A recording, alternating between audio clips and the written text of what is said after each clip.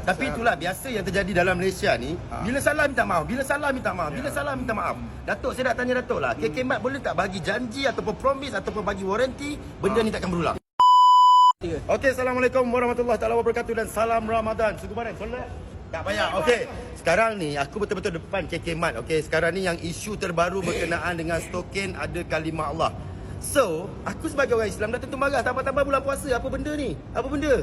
Korang macam kau mempermainkan sentimen agama bangsa yang baru ni. KK Mat ada stokin logo nama Allah.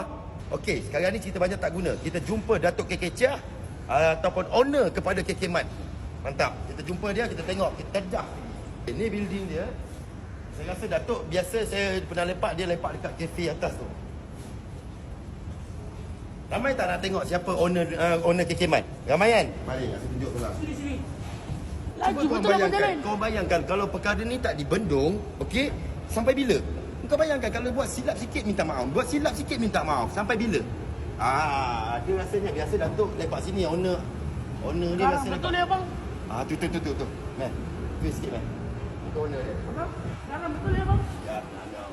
Nyau-nyau. Hai. Saya nak jumpa Datuk jap boleh Boleh owner dia. Hai Datuk, apa khabar? Boleh saya duduk? Ya. Okey, ini adalah Datuk KK. Okey, owner kepada KK Mat. Duduk Datuk. Datuk. Saya sebagai orang Islam Datuk Ya. Sebagai orang Islam, orang Melayu, saya ada beberapa perkara yang saya rasa macam kecil hati, geram, marah pasal isu terbaru ni tu. Ya. Datuk, boleh tak terangkan kenapa boleh jadi isu kalimah Allah berada dekat stokin tu yang dikeluarkan ataupun disediakan oleh KK Mat? Ya. Habib, perkara ini kan sudah berlaku.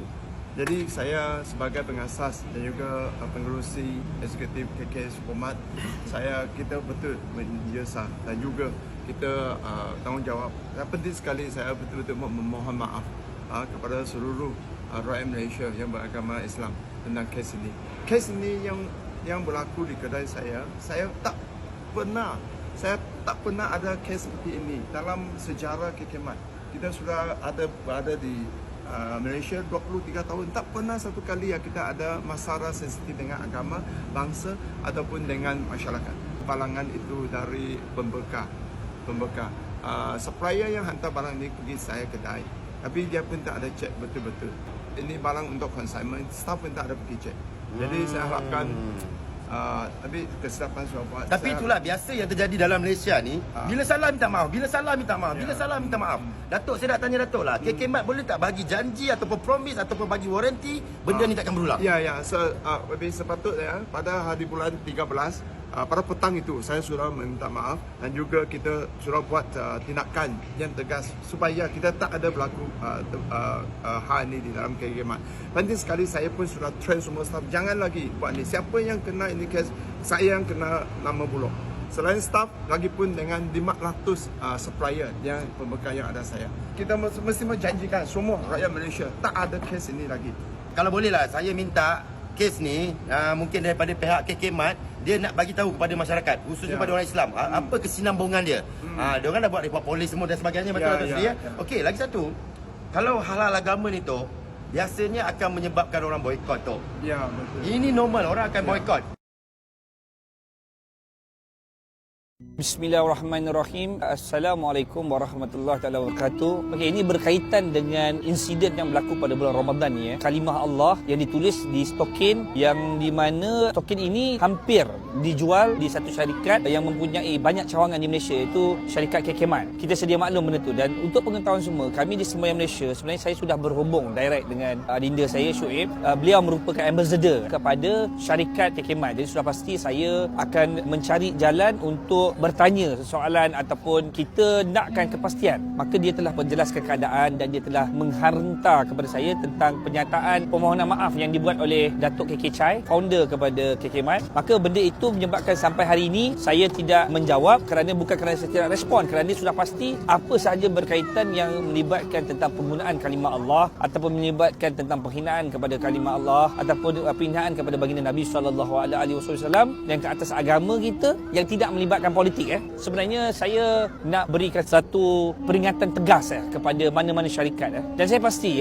syarikat KK Mat juga mereka mempunyai HR dan juga mempunyai biro yang di mana membuat satu penilaian tentang produk-produk yang nak dibawa masuk ke dalam KK Mat dan sudah pasti dia akan meneliti. Jadi sebab itu saya nampak benda ini tidak boleh kita menolak bahawa kita tidak tahu dan saya yakin anda pasti mengetahui perkara ini. Saya tak pasti sama ada buat-buat tak tahu ataupun memang ada di kalangan individu dalam kaki tangan syarikat ini yang memang sengaja untuk merosakkan reputasi syarikat KK Mat dan sengaja untuk mencari pasal dengan orang Islam di bulan Ramadan ni. Sebab itu benda ini perlu diambil tindakan. Saya harap syarikat KK Mat ambil tindakan kepada individu kaki tangan yang membawa masuk produk itu dan kita harap benda itu dapat dibawa kepada kenyataan media dan dia bertanggungjawab untuk memohon maaf. Itu satulah tentang tindakan undang-undang tu kita minta kepada pihak yang sepatutnya lah untuk buat laporan. Tapi apa pun saya nak bagi tahu bukan saja pada bulan Ramadan pada hari-hari kebiasaannya pun janganlah cuba cari pasal dengan orang Islam. Sebab benda ni tak ada sebab. Jangan buat perkara yang tidak mendatangkan manfaat. Cari pasal, wujudkan diskriminasi dalam agama, bangsa, dalam negara kita di perpaduan yang kita bina. Jadi saya rasa benda ni buang masa sebenarnya. Sebab itu saya nampak orang Islam ni ini adalah zaman boikot. Saya nak bagi tahu zaman boikot ini sudah pasti apa sahaja yang melibatkan agama pasti akan diboikot. Sebab itu saya harapkan kuasa boikot ini akan terus kekal dan saya juga mengharapkan supaya masyarakat, ahli perniagaan, ahli jawatan kuasa dalam pentadbiran negara ke apa benda semua berhati-hati dalam membuat satu kenyataan, dalam membuat satu kesimpulan, dalam membuat satu usulan kerana ini melibatkan agama di dalam negara kita. Sebab itu saya mengharapkan supaya mana-mana syarikat di dalam negara kita buat betul-betul kajian. Adakah benda ini akan mendatangkan pergaduhan antara umat Islam, pergaduhan di antara kaum, pergaduhan di antara bangsa, boleh memecah belah keperpaduan. Jadi benda ini yang seharusnya ditengok oleh semua, bukan saja kepada masyarakat ahli perniagaan bukan Islam, maka orang Islam juga. Orang Islam ni dia bukan suka bergaduh, tapi apabila dia sampai kepada satu saat yang di mana dicabar, dihina, maka dia akan bangkit. Dan orang Islam apabila bangkit, dia akan bangkit sebangkit-bangkitnya. Itu saja berkaitan dengan KK Mat. Saya harap KK Mat anda ambil iktibar dan juga syarikat-syarikat dalam negara kita ambil iktibar pada perkara ini dan jangan cabar umat Islam lagi. Jadi insya-Allah saya juga harapkan benda ini dapat diselesaikan dengan cepat dan supaya mereka yang terlibat diambil tindakan dan mereka yang terlibat individu dalam syarikat itu perlu diberi kaunseling dan supaya benda ini ada penyelesaian di antara negara kita dan juga masyarakat Islam. Itu saja, wabillahi taufik wal hidayah. Wassalamualaikum warahmatullahi wabarakatuh. Assalamualaikum. Dan saya juga nak nasihat kepada pemimpin-pemimpin seperti Ngah Komeng, Sius Agong MCA, siapa lagi, ahli Parlimen DAP daripada Sarawak. Jangan cuba-cuba nak play down the issue lah.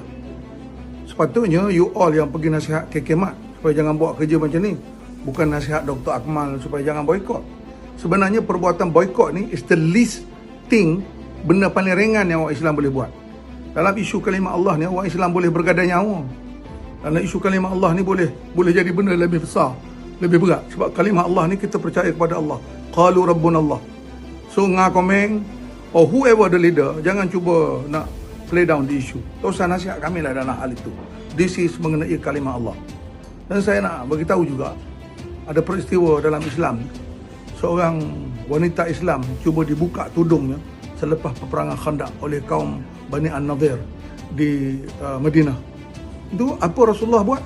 Turun ayat Quran supaya kita perangi orang Bani An-Nadir dan akhirnya orang An-Nadir ini diperangi dan semua lelakinya dibunuh, perempuan, kanak-kanak ditawan dan mereka dihalau dari bumi Madinah. Kenapa? Kerana buka tudung wanita Islam. Nak ceritanya soal maruah dalam Islam ini adalah nombor satu.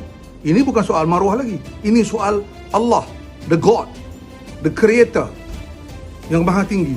So please, Ngah, Ko, Meng or whoever of that name, please tolong hati-hati dalam bercakap. Terima kasih.